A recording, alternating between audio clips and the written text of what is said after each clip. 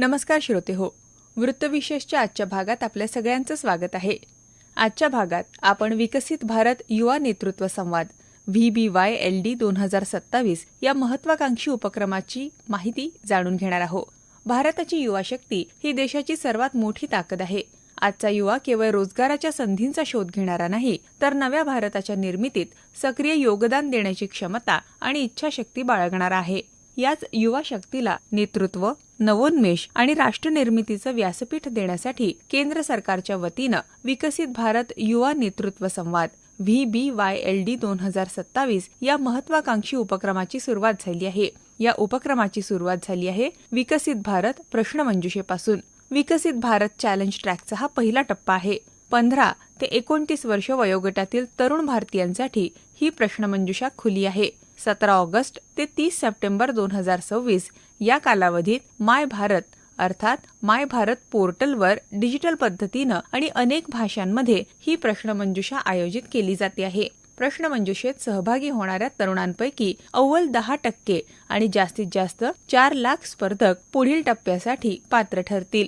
या स्पर्धकांना विकसित भारत या विषयावर 500 शब्दांचा निबंध सादर करावा लागेल.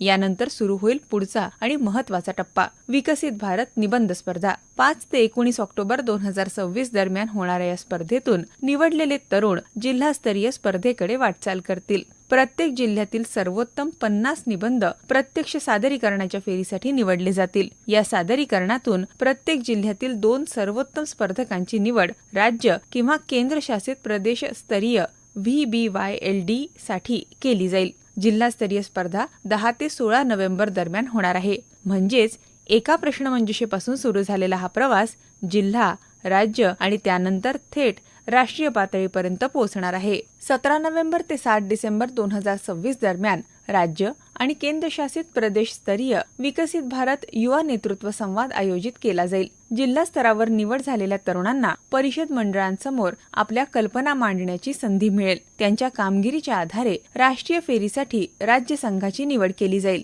आणि या संपूर्ण प्रवासाचा अंतिम टप्पा असेल राष्ट्रीय विकसित भारत युवा नेतृत्व संवाद. 10 ते 12 जानेवारी 2027 या कालावधीत नवी दिल्ली इथं होणाऱ्या या राष्ट्रीय संवादात निवड झालेले युवा सहभागी होतील. विषय तज्ज्ञ, सचिव आणि केंद्रीय मंत्र्यांसमोर आपल्या कल्पना मांडण्याची संधी त्यांना मिळेल. विशेष म्हणजे प्रादेशिक अंतिम फेरीतील निवडक संघांना पंतप्रधानांसमोर आपल्या कल्पना मांडण्याची संधी मिळणार आहे. VBYLD 2027 हा केवळ एक स्पर्धात्मक कार्यक्रम नाही, राजकीय पार्श्वभूमी नसलेल्या 1 लाख युवा नेत्यांना घडवण्याच्या संकल्पनेला पुढे नेणारा हा उपक्रम आहे. या उपक्रमाअंतर्गत युवा प्रतिभेला वाव देणारे 6 प्रमुख विभाग तयार करण्यात आले आहे. पहिला विभाग आहे विकसित भारत आव्हान. प्रश्नमंजुषा, निबंध आणि सादरीकरणाच्या माध्यमातून विकसित भारत @ 2047 साठी नाविन्यपूर्ण कल्पना मांडण्याची संधी तरुणांना मिळणार आहे. दुसरा विभाग आहे सांस्कृतिक विभाग. लोकनृत्य, लोकगीत, चित्रकला, वक्तृत्व आणि काव्यलेखन अशा माध्यमातून भारताच्या समृद्ध सांस्कृतिक वारशाचं दर्शन घडवण्याची संधी युवकांना मिळेल. तिसरा विभाग आहे डिझाईन फॉर भारत.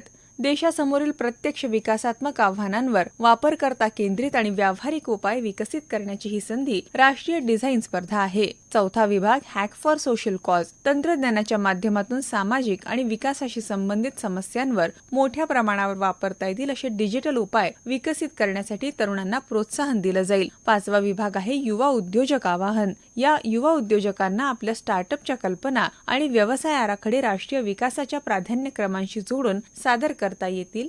आणि 6वा विभाग आहे युवा संसद. राष्ट्रीय पातळीवर निवड झालेले सहभागी या माध्यमातून सार्वजनिक धोरण, लोकशाही आणि राष्ट्रनिर्मितीच्या प्रक्रियेत आपले विचार मांडतील. विकसित भारत आव्हानासाठी 10 क्षेत्रांचा आराखडाही तयार करण्यात आलाय. भविष्यातील प्रशासन, हवामान सुरक्षा, लोकसंख्या शास्त्रीय लाभांश, शाश्वत औद्योगिकरण, संपर्क व्यवस्था, उत्पादन क्षेत्र, आदिवासी नेतृत्व, नवोन्मेष, अत्याधुनिक तंत्रज्ञान आणि नील अर्थव्यवस्था अशा विविध क्षेत्रांवर तरुणांना आपल्या कल्पना मांडता येतील. तर सर्व तरुण मित्रांनो, तुमच्या कल्पना केवळ तुमच्या पुरत्या मर्यादित ठेवू नका.